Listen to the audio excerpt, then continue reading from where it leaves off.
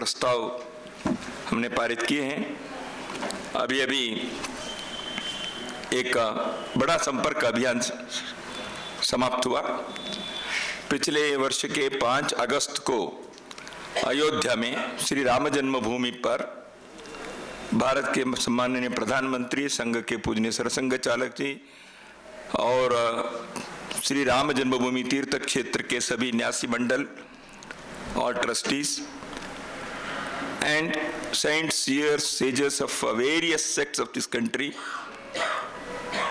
during the period of Corona, maintaining all the necessary rules and regulations and restrictions which were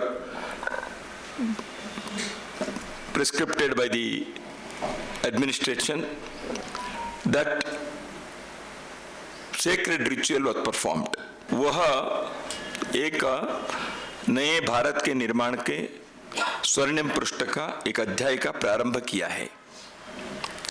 उसके बाद तीर्थ क्षेत्र न्यास ने इस मंदिर के निर्माण के लिए स्वाभाविक रूप से उसके लिए धन संग्रह, उनको धन इकट्ठा करना था। तीर्थ क्षेत्र न्यास ने जो अपनी बैठक में, उनके मीटिंग में उन्होंने इस विषय को कहा, तो अनुरोध हुआ हम अपने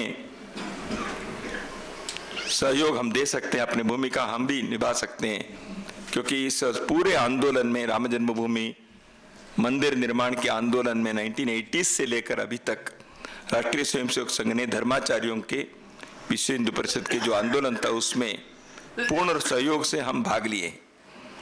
इसलिए इसको मंजिल तक पहुंचाने का कार्य, इसमें भी हम सहयोग करने के लिए तैयार है, ऐसे हमने भी कहा।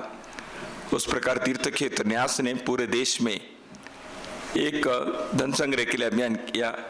उनके साथ बैठकर जो कमेटी बनी उसने उन्होंने विचार करके मकर संक्रांति जनवरी 15 से माघ पूर्णिमा 27 फरवरी तक 44 डेज के एक अभियान चला।